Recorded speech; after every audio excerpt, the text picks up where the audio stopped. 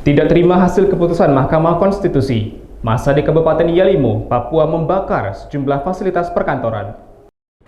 Sejumlah fasilitas perkantoran dan kios di Kabupaten Yalimo, Papua dibakar salah satu massa pendukung calon bupati dan wakil bupati Yalimo. Kapolda Papua, Irjen Polisi Matthews Devakiri, membenarkan peristiwa perusakan Fasum yang sebelumnya menyebar di media sosial. Berdasarkan keterangan polisi, perusakan fasilitas umum ini dikarenakan massa pendukung calon bupati dan wakil bupati Yalimo nomor urut 1, Erdi Dabi dan John Willil tidak menerima hasil keputusan Mahkamah Konstitusi.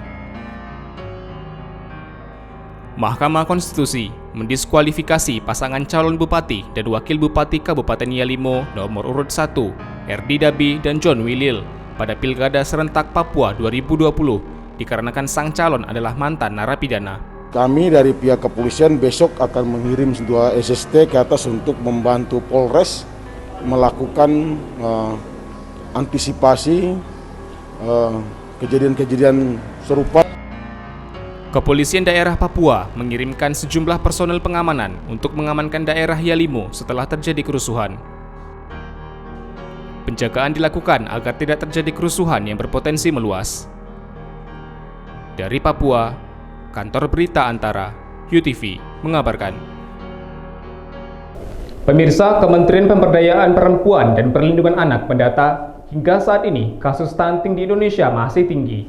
Kementerian P3A mendata 7 juta balita di Indonesia mengalami stunting. 1 dari 3 anak usia di bawah 5 tahun di Indonesia masih mengalami stunting. Kementerian Pemberdayaan Perempuan dan Perlindungan Anak mendata, hingga saat ini, kasus stunting Indonesia menempati urutan keempat di dunia dan kedua di Asia Tenggara. Indonesia masih berada di urutan keempat di dunia dan urutan kedua di Asia Tenggara dalam hal stunting, di mana ada sekitar 30% atau setara dengan 7 juta balita atau setara dengan, atau kata lain, 1 dari 3 anak bayi itu di bawah usia 5 tahun atau balita mengalami stunting, dan ini menurut riset kesehatan dasar atau Riskesdas 2018. Kementerian P3A menyebutkan, hingga 2020, populasi anak di Indonesia terus bertambah. Jumlah populasi anak usia 0 hingga 4 tahun di Indonesia mencapai 15,4 juta jiwa. Pada usia 0 hingga 18 tahun, anak perlu mendapatkan gizi yang cukup untuk pertumbuhannya. Dalam usia itu adalah tahap pembentukan karakter anak. Namun saat ini, 7 juta balita, 1 dari 3 anak usia 5 tahun di Indonesia mengalami stunting, berdasarkan Riskesdas 2018. Stunting disebabkan minimnya edukasi orang tua mengenai tumbuh kembang anak. Hal tersebut biasa terjadi pada orang tua yang belum cukup usia, sehingga belum memiliki kematangan untuk berpikir terhadap pentingnya memperhatikan pertumbuhan anak di masa tumbuh kembang anak. Kantor Berita Antara, UTV, mengabarkan.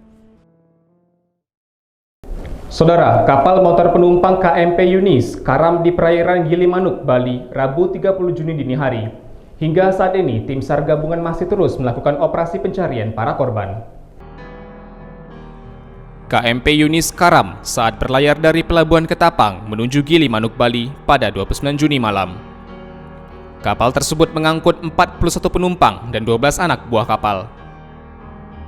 Kapal diduga terseret arus laut ke arah selatan pelabuhan hingga tenggelam saat tengah menunggu antrean untuk bersandar di Pelabuhan Gilimanuk. Hingga kini, tim SAR gabungan telah menemukan 33 penumpang dalam keadaan selamat, sementara korban lainnya masih dalam pencarian di arah utara Selat Bali. Hingga 30 Juni dini hari, 12 korban maupun keluarga korban mendatangi pos penyelamatan di Gilimanuk untuk didata dan memberikan keterangan. Kalau memang secepatnya kita temukan, berarti secepatnya kita hentikan. Tapi kalau memang dalam bicara masih kita temukan, ya kurang lebih kita akan melakukan secara 7 hari. Toh kalau memang masih ada tanda-tanda masih temukan, ya kita banyak kita. Dalam keadaan sehat walafiat dan bisa berkumpul dengan keluarga mereka. Tim SAR gabungan mengerahkan seluruh armada dan perlengkapan pencarian dari TNI, Polri, Basarnas, dan instansi lainnya. Saat ini, berdasarkan rekapitulasi, pencarian fokus ke arah atas arus laut dan condong ke utara Bali, di mana arah pencarian menuju perairan Bali dan Jawa Timur. Berdasarkan standar, operasi pencarian dilakukan selama 7 hari. Dari Denpasar, Bali, Kantor Berita Antara, UTV, mengabarkan.